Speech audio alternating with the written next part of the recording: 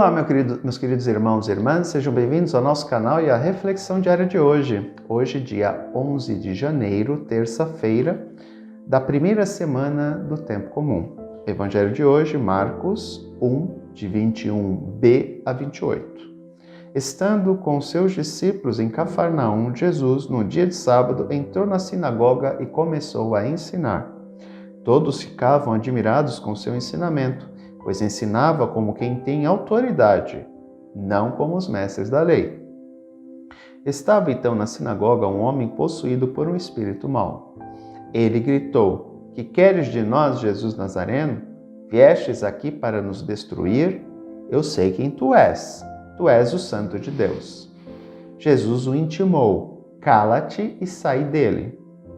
Então o espírito mau sacudiu o homem com violência, deu um grande grito e saiu. E todos ficaram muito espantados e perguntavam uns aos outros: "Que é isso?" Um ensinamento novo dado com autoridade.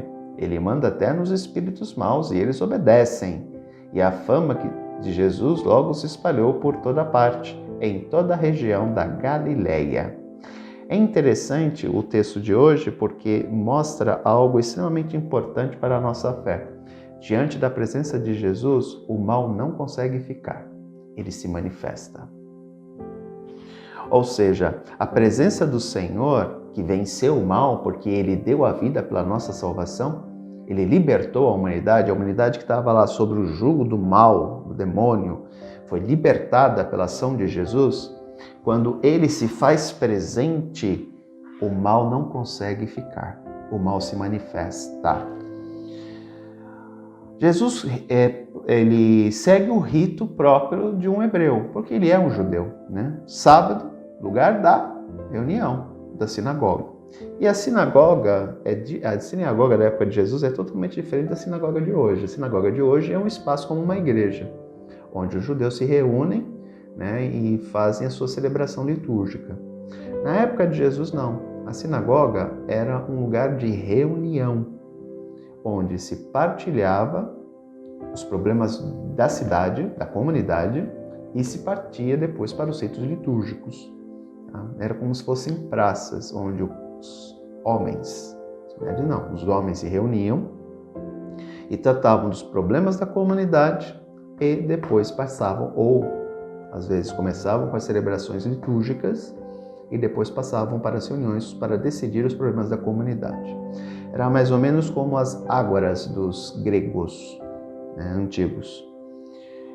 E nessa reunião da sinagoga, qualquer um poderia pegar um trecho da Escritura, ler e dar a sua interpretação. Tanto que tem uma outra passagem, acho que é Lucas 4, que Jesus faz justamente isso. Ele vai em Cafarnaum, ele pega o rolo da mão do assistente, ele lê o trecho do profeta Isaías e depois ele diz: hoje se cumpriu esta parte da Escritura que acabaste de ouvir. Ou seja, ele comenta. Tanto que o texto fala justamente: todos estavam sentados com os olhos fixos nele. Então era uma prática da vivência religiosa e social de Israel. E nessa sinagoga há um homem com um espírito impuro, né? Um espírito demoníaco, que se manifesta diante da presença de Deus. Todas as vezes que alguém anda no caminho de Deus e se encontra com alguém que não anda, lhe incomoda. Quem faz o bem incomoda quem não faz ou quem faz o mal. Portanto, nós não temos que ter medo do mal. Eu já disse para vocês em outras oportunidades e reforço agora: o mal é como um cachorro amarrado. Ele não tem como nos morder, ele não tem como nos criar mal, nos fazer qualquer tipo de mal. Por quê? Porque o Senhor já deu a sua vida em resgate por nós. Portanto, o mal não tem poder nenhum sobre nós. Nós estamos libertos. Agora, se eu procuro o mal, se eu vou lá e passo a mão na cabeça do cachorro que está amarrado, eu corro o risco dele me morder. É uma outra situação. Agora, se eu não me aproximo do mal, não tem como o mal me fazer mal. Essa é a verdade. Padre, fizeram um negócio de macumba para mim, bem na minha porta, ou a minha parente lá que não gosta de mim colocou meu nome na boca do sapo. Não se preocupe com isso. Quem está com Deus, quem tem uma vivência religiosa, quem tem fé, o mal não tem como agir sobre essa pessoa. Agora, se eu sou fraco na minha fé, se eu não vivo minha fé, se eu estou suscetível a isso, é uma outra situação. Então a gente tem que ter uma certa prudência. Eu tenho que buscar viver a minha fé e crer que o Senhor me libertou e Ele me protege e continuará a me libertar. Agora, se eu abro brecha para as ações do mal na minha vida, eu fico suscetível a isso. Em vez de eu submergir, lembramos o texto de ontem, a função dos apóstolos é resgatar, puxar os peixes das trevas para a luz. Agora, se eu quiser submergir, se eu quiser ir para o fundo da luz, no fundo do oceano onde não há luz, é uma opção minha. Deus não vai me impedir de fazer isso, porque eu tenho a liberdade. Por mais que Ele saiba que a minha atitude irá me prejudicar, Ele não interfere. Por quê? Porque Ele me deu liberdade. Portanto, queridos irmãos e irmãs, nós devemos entender que todos nós somos responsáveis pelas nossas ações. Não podemos querer agir como pessoas imaturas, de fazer as coisas de maneira impensada e depois querer culpar Deus pelo resultado. Não, eu sou livre para tomar as minhas decisões. Deus não interfere nisso.